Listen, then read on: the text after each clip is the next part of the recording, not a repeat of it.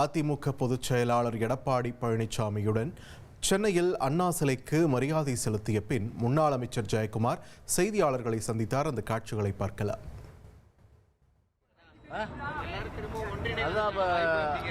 அவர் நம்முடைய அருமையண்ணன் KS அவர்கள், அதாவது செங்கோட்டையன் அண்ணன் அவர்கள் வந்து ஒரு கருத்து மன்னிப்பு மரபும் என்ற அந்த கருத்து சொல்லியிருக்கிறார்கள். ஏன்னா இது குறித்து பொதுச் செயலர் தான் முடிவு செய்யணும்.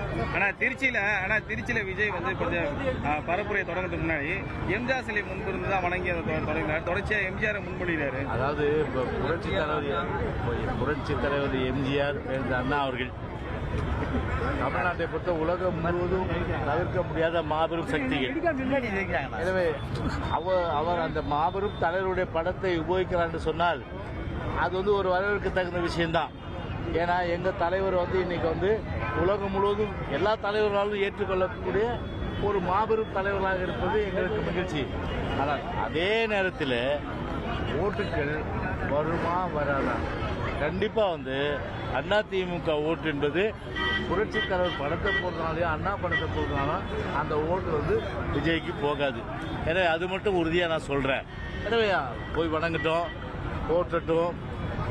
பேருந்தில் வந்து அண்ணாவுடைய அந்த திருவுருவம், புரட்சி திருவுருவம் அதெல்லாம் பதிச்சு போட்டோம். எங்களுக்கு மாறுபட்ட கருத்து இல்லை.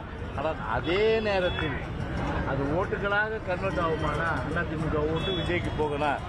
ஒரு காலத்திலும் போகாது. எனவே அதில் வந்து விஜய்க்கு ஏமாற்றம் தான் மிஞ்சும்.